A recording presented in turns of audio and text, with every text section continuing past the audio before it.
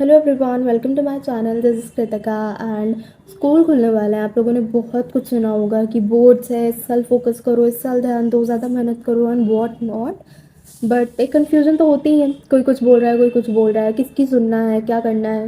Late me tell you क्या करना है। पहले ना हम कुछ बेसिक चीज़ें देख लेते हैं। जैसे आपका बोर्ड हमेशा स्टार्ट होता है क्लास 10th का मिड फेब में, 14 to 15 फेब हम मान के चलते हैं, ऑलमोस्ट इस टाइम पे स्टार्ट होता है। And pre board mostly schools में होता है नवंबर में, विच मीन्स आपको अक्टूबर में अपना सिलेबस कंप्लीट करना है। एंड दो मेजर वेकेशंस होते हैं, मेजर हॉलीडेज होते हैं, विच इज़ समर ब्रेक और विंटर ब्रेक। विंटर ब्रेक आपके दो प्री बोर्ड्स के बीच में होता है, that is from December to January, and summer break is May to June. तो अब हम इसको कैसे यूटिलाइज करेंगे, अपना सिलेबस कैसे प्री बोर्ड से पहले ख़त्म करके प्री बोर्ड के लिए भी रिवाइज करना है, ये सब मैं आपको बताऊंगी। कौन से रिसोर्सेज आप यूज़ कर सकते हैं। From 1 April till the day of your board मैं आपको पूरा रोड मैप क्लियर कर दूंगी कि आपको स्टार्टिंग से एंड तक क्या क्या करना है, कौन कौन से रिसोर्सेज यूज़ करने हैं, everything in a single video. So let's dive into the video. हमारी कोशिश ये रहेगी कि हमारा जो पूरा सिलेबस है वो अक्टूबर से पहले या स्टार्टिंग ऑफ अक्टूबर तक ख़त्म हो जाए। तो अब हम सब्जेक्ट वाइज देखेंगे कि कैसे हम इतने कम टाइम में अपना पूरा सिलेबस कवर कर सकते हैं with actual concept understanding, competency based questions and everything.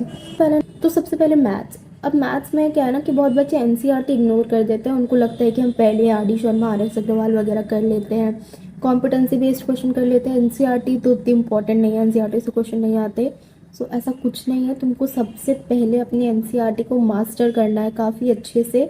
And मतलब इस तरह से ना कि अगर तुम्हारे सामने कोई भी एनसीईआरटी का क्वेश्चन हो तो तुम्हारे दिमाग में छप्पा होगी इसको सॉल्व कैसे करना है। कोई इप्सन बट नहीं चाहिए वहाँ पे। एनसीईआरटी पूरी रटी होनी चाहिए, एक एक थ्योरम, एक एक फॉर्मूला सब रटा होना चाहिए। और क्या करता है ना कि एक्सरसाइज कर लेते हैं, एग्जाम्पल छोड़ देते हैं, और मोस्टली क्वेश्चन तुम्हारे एग्जाम्पल से ही आएंगे, चाहे प्री बोर्ड हो चाहे बोर्ड्स हो, इरिस्पेक्टिव ऑफ तुम्हारा बेसिक है या स्टैंडर्ड है। इस साल हमने देखा कि बेसिक का पेपर स्टैंडर्ड से ज़्यादा डिफिकल्ट आया था। तो बेसिक का मतलब ये बिल्कुल भी नहीं है कि तुम्हारा पेपर ईजी आएगा। तो अगर आप बेसिक के स्टूडेंट हैं या स्टैंडर्ड के स्टूडेंट, आपको पढ़ाई बराबर से करनी है, कोई कुछ चीज़ें सीरियसली लेनी है, और कॉम्पिटेंसी बेस्ड क्वेश्चन किसी को नहीं छोड़ना है। बट अब हम कॉम्पिटेंसी बेस्ड क्वेश्चन करेंगे कब, क्योंकि हमने पहले एनसीईआरटी को फोकस करना है। जब आपकी एनसीईआरटी ख़त्म हो जाए, सबसे अच्छा टाइम है आपका समर वेकेशन, उसको यूज़ करो प्लीज़। समर वेकेशन बहुत लोग ऐसे छुट्टी में जाने देते हैं कि अरे स्कूल खुलेगा तब कर लेंगे। कोशिश करो कि तुम्हारा सारा सिलेबस समर वेकेशन में कंप्लीट हो जाए। मतलब होने नहीं वाला है, बहुत कम बच्चे हो पाते हैं, सोचते समय पर बहुत कम बच्चे कर पाते हैं, बट इट्स ओके। अगर सारा नहीं तो तुम ट्राई करो कि तुम्हारा मोस्ट ऑफ जो सिलेबस का पार्ट है वो समर वेकेशन में ख़त्म हो जाए, ताकि तुम्हारे पास ज़्यादा टाइम बचे रिवीजन का और क्वेश्चन प्रैक्टिस का। मैथ्स में तुम क्या करो कि एनसीईआरटी अपना ट्राई करो कि तुम समर वेकेशन में ख़त्म कर पाओ। नहीं कर पाते ख़त्म, इट्स ओके। मोस्टली चैप्टर तुम ट्राई करो कि हो जाए समर वेकेशन में ही, और उसके बाद वाला जो टाइम है पहले बचे हुए चैप्टर कंप्लीट करो। फिर कॉम्पिटेंसी बेस्ड जब आपका सिलेबस ख़त्म हो जाए, अगर आप हम मान के चल रहे हैं कि जून में आपका समर वेकेशन ख़त्म होता है और आपने मोस्ट ऑफ द पार्ट अपना जो है एनसीईआरटी का कंप्लीट कर लिया है विद प्रॉपर अंडरस्टैंडिंग एंड, और जब आप फॉर्मूला करते हो ना, तो ये मैंने एक चीज़ नोटिस की, मैं भी करती थी और बहुत बच्चे ऐसा करते हैं कि अभी एक क्वेश्चन है मेरे पास, अभी एक चैप्टर है, उसमें कुछ कुछ फॉर्मूले हैं, तो अभी मैं फॉर्मूले देख के लिख लेती हूँ, बाद में मैं याद कर लूँगी, मुझे तो अभी क्वेश्चन सॉल्व करने से मतलब है ना।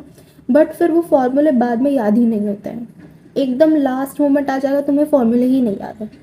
तो फॉर्मूले उसको भी ऐसे फॉर ग्रांटेड मत लो। उसी टाइम पे जब आपने चैप्टर किया, जब आपने कोई लेक्चर देखा, जब आपने क्वेश्चन स्टार्ट किया, आपको लगता है कोई नया फॉर्मूला है, इंपॉर्टेंट है, कोई नया तरीका है किसी क्वेश्चन को सॉल्व करने का जो आपने इससे पहले कभी नहीं देखा, उसको वहीं पे याद कर लो, रिवाइज कर लो। फॉर्मूलेज तो सारे एटलीस्ट रटे होने चाहिए, एक एक इम्पॉर्टेंट थ्योरम भी सारी रटी होनी चाहिए। वही चीज़ें हैं जो आपको 5 मार्क्स में, 3 मार्क्स में, 1 मार्क्स में आती है और बच्चे कन्फ्यूज हो जाते हैं। लेट्स से कि मिड जून में तुम्हारा जो है वो वेकेशन ख़त्म हो गया है और मेजर चंक ऑफ सिलेबस तुमने कंप्लीट कर दिया।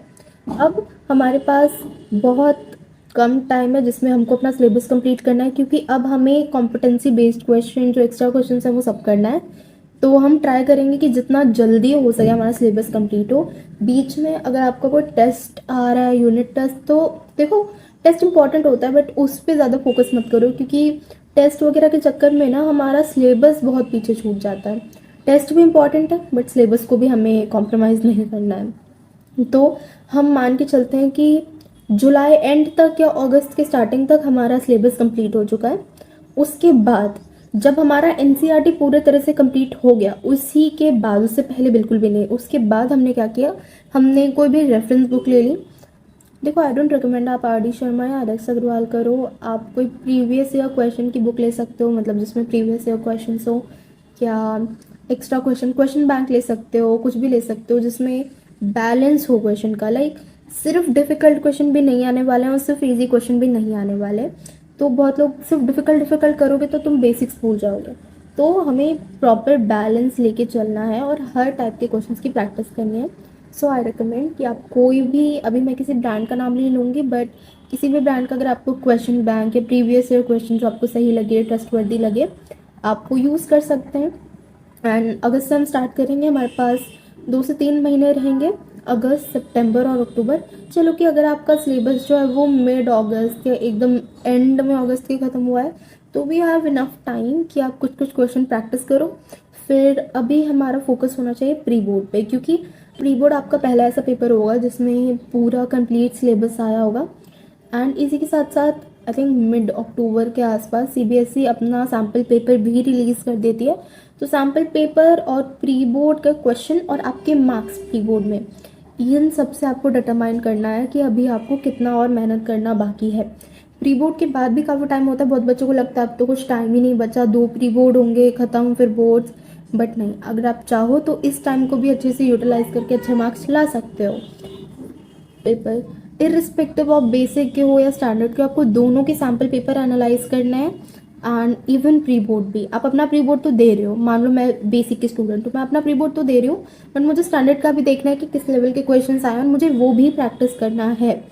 तो आपका सैम्पल पेपर, प्री बोर्ड और प्री बोर्ड में आए हुए आपके मार्क्स, आपको पूरा एनालाइज करना है कि कहाँ नंबर कटे हैं, कहाँ गलती हुई है, कौन सा मेरा स्ट्रॉन्ग पॉइंट है, कौन सा मेरा वीक पॉइंट है। और जो वीक पॉइंट है उस पर आपको अभी से, फ्रॉम द वेरी डे, आपको काम करना स्टार्ट करना है, क्योंकि अब बहुत टाइम नहीं है, बट हाँ इतना इनफ टाइम है कि आप अपने नंबर को इंक्रीज़ कर सकते हो, अपने वीक पॉइंट को स्ट्रॉन्ग बना सकते हो।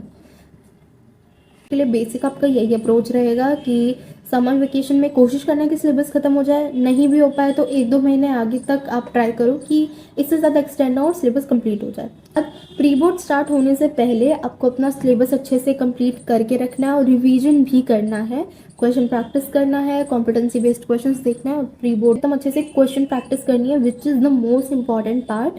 कि लोगों को थ्योरी आ जाती है बट क्वेश्चन नहीं समझ में आता कि किस टाइप के क्वेश्चन आते हैं, कैसे करना है। सो प्री बोर्ड से पहले आपको बहुत सारे क्वेश्चन प्रैक्टिस करना है, फिर सैम्पल पेपर, प्री बोर्ड पूरा एनालाइज करना है, अपनी मिस्टेक्स एनालाइज करनी है, वीक पॉइंट एनालाइज करके उसको जितना टाइम बचा है उसमें स्ट्रॉन्ग पॉइंट बनाना है। सो ये बेसिक हमारा रोड मैप है। हमने मैथ्स के रिस्पेक्ट में देखा, अब हम और सब्जेक्ट्स में देखते हैं।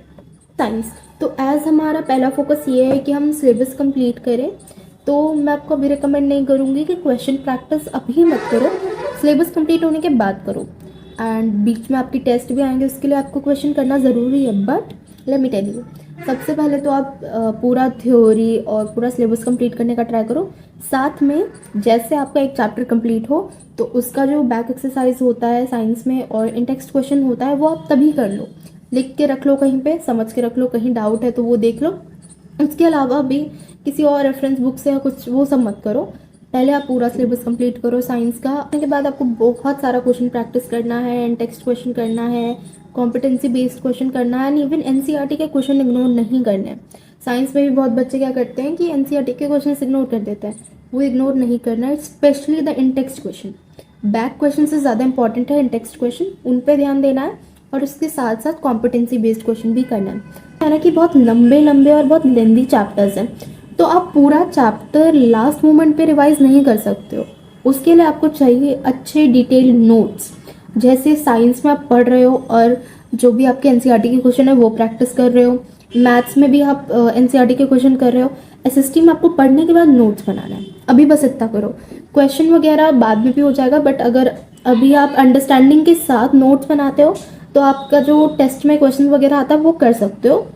जब आपका सिलेबस कंप्लीट हो जाएगा तो नोट्स रिवाइज करके आप एक्स्ट्रा जो कॉम्पिटेंसी बेस्ड क्वेश्चन है, इंपॉर्टेंट क्वेश्चन है, वो कर सकते हो।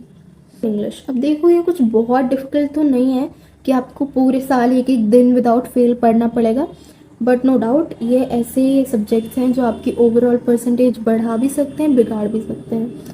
मेरे लिए मेरे तो सेकंड लोएस्ट मार्क्स हिंदी में आए थे, और मैं अभी भी सोचती हूँ कि हिंदी में अगर थोड़ा और अच्छा आ जाता तो शायद मेरा ओवरऑल परसेंटेज थोड़ा और इंक्रीज़ हो जाता। तो हाँ, इन सबको भी इग्नोर नहीं करना है। हम डेली तो नहीं पढ़ेंगे क्योंकि और भी मेजर सब्जेक्ट हैं जिन पे हमें ध्यान देना है, बट हम ऐसा कर सकते हैं कि कभी कभी अगर आपको लेस प्रोडक्टिव फील हो रहा है, क्योंकि कंसिस्टेंट तो हमें रहना है, हम पढ़ना नहीं छोड़ सकते।